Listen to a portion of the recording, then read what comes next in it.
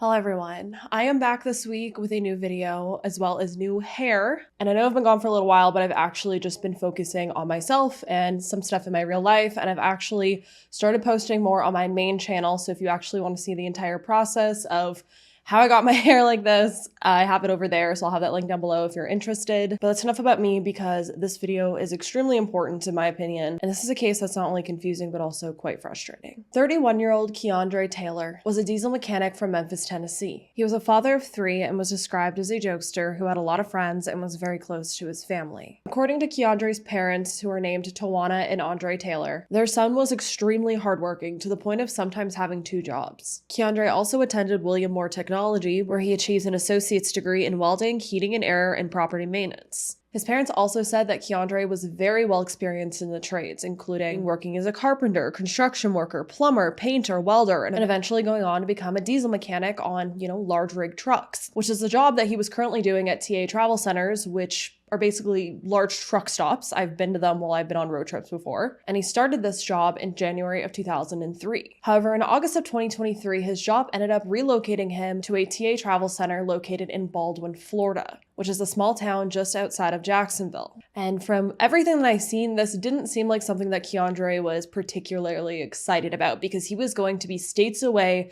from his family, his friends, his children, but it was also a career that he was very excited to get into, it also seems like, and he seemed to be really passionate about his new career. But things would start to not go very well in Baldwin for KeAndre. According to the family, by the end of September, KeAndre began to express concern for his safety at work, and he began to make claims that there were certain coworkers that he had that were making racial comments, that were racially profiling him. And by September 29th, KeAndre would let his family know that someone at his work had stolen his wallet, and that, and I quote, "a lot of weird things were going on there." End quote. They said at one point that KeAndre really felt like he was being targeted at work and he ended up running off, but then he returned to stand his ground. And it got to the point that he was so concerned about his work environment that he ended up giving one of his coworkers that he was friends with some contacts that he could use in case anything happened to him or if he disappeared. On Sunday, October 1st, KeAndre's parents would end up receiving a phone call from KeAndre's ex-girlfriend with news that no parents want to hear. Tawana saying, and I quote, "She was telling me that she got a call from someone who says that they were KeAndre's friends and that he was dead. And I was like, no, what kind of games are you playing?" End quote. But what happened here? Why was KeAndre's parents getting a phone call from an ex-girlfriend that was playing broken telephone from other people with this information? Why were they not getting contacted by the authorities? So Tawana and Andre ended up getting in their car and driving the 10 hours it took to drive from Memphis, Tennessee down to Jacksonville, Florida, to figure out what the hell was going on. However, once they arrived, they said that neither the Jacksonville police nor the travel center where KeAndre was working were very helpful or welcoming to them. According to the Jacksonville Sheriff's Office police report, officers ended up being called to the truck stop on September 30th, so a day earlier, for an employee dispute. An employee ended up telling police that KeAndre and another employee ended up getting into an argument and that KeAndre was going around asking everyone for a gun. However, police would end up finding KeAndre hanging in a storage shed behind the travel center, and he would be pronounced dead on scene. So not only had their son died, but he had died a day earlier and no one had ever contacted them. On top of that, 10 days later, KeAndre's parents ended up finding on Facebook through a coworker of his that the medical examiner had ruled KeAndre's death an unaliving and that they were no longer going to be investigating his death. However, KeAndre's parents are fighting back on this ruling and they believe that something is going on here and that the details aren't lining up. Tawana saying, and I quote, "There's no way that my son would unalive himself. He was due to come back home the very next week to come see his children. He has 3 beautiful children that he loves and adores. Something happened. Yeah, something definitely happened, and we just want to know what happened and we want answers." End quote. So according to what the family has now released, KeAndre was found hanging in that storage shed behind the travel center. And at the time that he was found, he had multiple abrasions on his body. His left eye was bruised. He had bruises on the right side of his forehead and a knot on his head where his hairline is, leading people to believe that KeAndre was beaten before he was found dead. On top of this, the family has also said that there was a coworker who also witnessed this discrimination happening, and this coworker ended up filing a report against the store and things that were going on there. Now, here's the thing. This is all the information that we have right now. But Tawana and Andre are fighting for more information in the death of their son, which is why I wanted to cover this case, even though it's a small one, because I think talking about cases like this are extremely important. Getting the word out about these smaller cases could hopefully lead to more answers. And this is one that leaves me with so many questions. If this truly was an intentional unaliving, why don't the police just prove it to the family and just settle all of their questions? Because it seems like they've just been brushed off and that this ruling was just dropped and there's no communication that's happening with the family that's been proper. And if all of these things that were happening prior are true, it just seems like there's something really was going on here and that something might have happened to him that wasn't him personally doing it to himself. And again, it leaves me with so many questions, such as what was KeAndre and his coworker fighting about? Why was it so heated that it ended up causing other coworkers to call 911 and having police involved? And the details surrounding all of that also confuse me, because from the narrative, it seems like the coworker called the police because KeAndre and this other coworker were actively fighting. But by the time the police arrived, KeAndre was dead already. So did the coworkers end up finding KeAndre and then called the police saying that these coworkers had fought earlier? Or were they still actively fighting when the police were called and it just took so long for the police to come that something happened in between all of that? See, it's details like this that I'm very confused about. On top of that, this is a huge chain gas station truck stop. So you'd think that they would have cameras everywhere. So what do the cameras show happened? If this truly was just a intentional thing that KeAndre did to himself, wouldn't there be camera footage of him, walking off to that area by himself? And clearly that would most likely prove then that no one else followed him there and did something to him. Yet there's no footage that has been released to prove either side of this. I also wonder what the witnesses have to say that hasn't been released yet, because clearly there was a lot of people around during this happening. Again, this is a very busy truck stop. So clearly there was other people there if they're the ones that called the police and witnessed all this fighting happening. So what did they have to say other than this little tiny clip that we have where police say that this coworker witness ended up saying that they fought and then KeAndre was asking for a gun? On top of that, why was KeAndre asking for a gun? Are they trying to imply that he was trying to get a gun to use on himself? Or was he trying to find a gun from someone else to use on this coworker? Is that what they're trying to say? And are they trying to insinuate that because he couldn't find a gun anywhere, he ended up using rope? And I know unalivings usually leave a lot of unanswered questions. And if someone is depressed, you may not know that they are. They may be very good at hiding it and not showing it outwardly. There's a lot of people that struggle quietly and then they end up doing something and you only find out afterwards that they weren't as happy as they portrayed to be. Playing devil's advocate, could this fight at work have been the last straw for KeAndre? I mean, I guess it could be. But then that leaves me to wonder, why was KeAndre actively communicating with his family this entire time about what was happening at work if he was just going to do something to himself to this extreme? And it leaves me to wonder, it's not like KeAndre had no options. And I'm trying to word this in the most sensitive way possible. And obviously every situation is completely different. But let's just look at KeAndre's situation here. There are a lot of times where people are depressed or in situations where they don't see any out, and that leads them to making the choice to unalive themselves. But in KeAndre's situation, it doesn't seem like that was the end of the road for him, so to speak. It's not like if he had lost this job or left this job that he would have been on the streets or in a worse off place in life, and it would have devastated his life to have lost this job at this gas station. Now, obviously, I don't know KeAndre. I don't know all the nitty gritty of his financial situation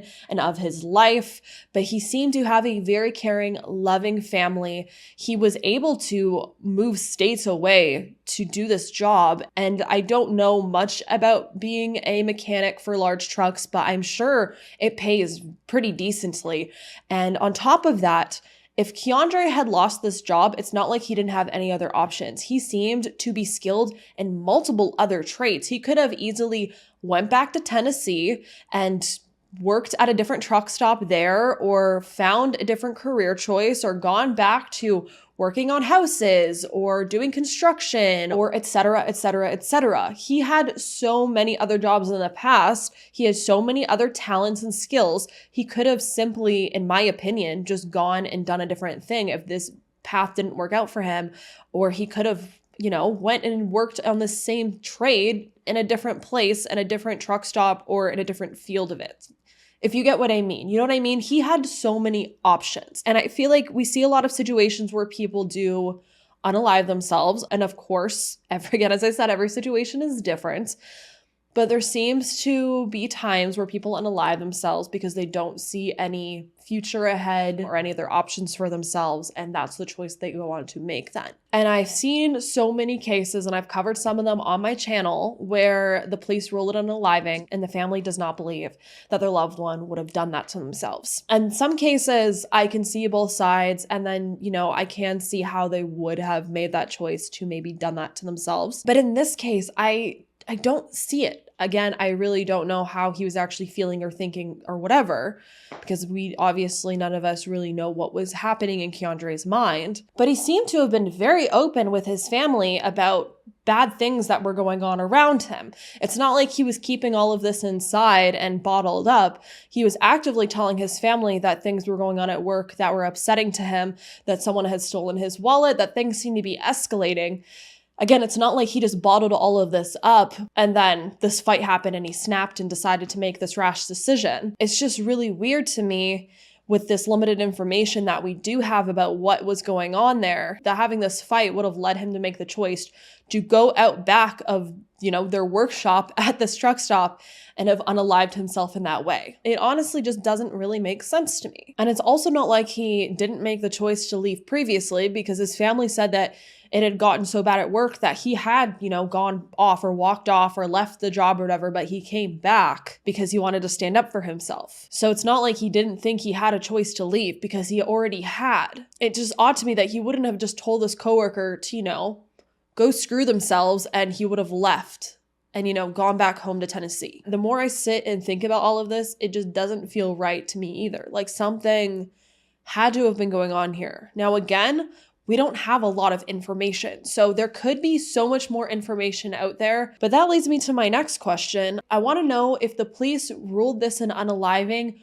just from the fact that they found him hanging, or if they have subsequent information that led them to this conclusion. Did they do any other investigation other than seeing how he was found, seeing the autopsy, which probably said he died? I'm just throwing a ballpark answer out here because, again, we don't know because we don't have the documents.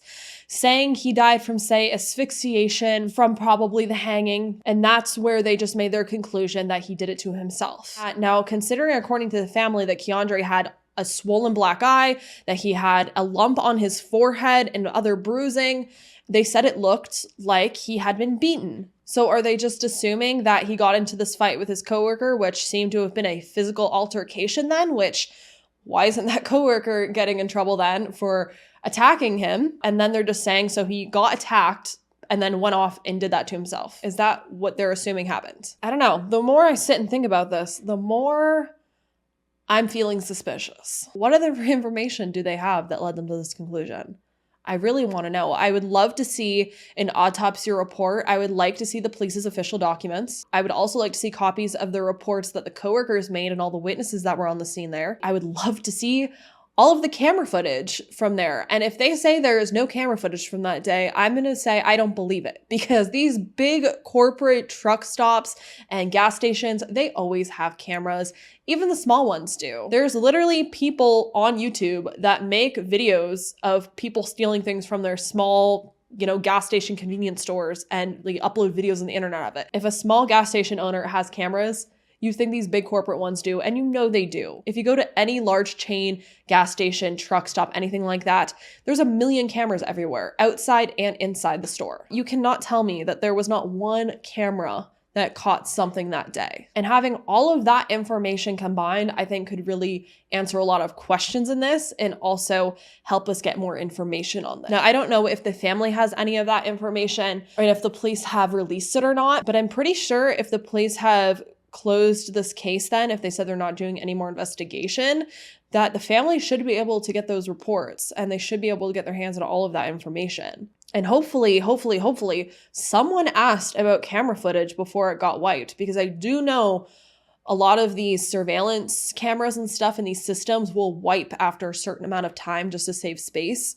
So I'm really hoping that someone did go out there and obtain the footage before it is wiped, if there is footage. But what do you all think about this case? Do you think that something fishy is going on here, or do you think it's just cut and dry? Because I really don't think it is. So let's try to help KeAndre's family by getting his name and his face and his story out there.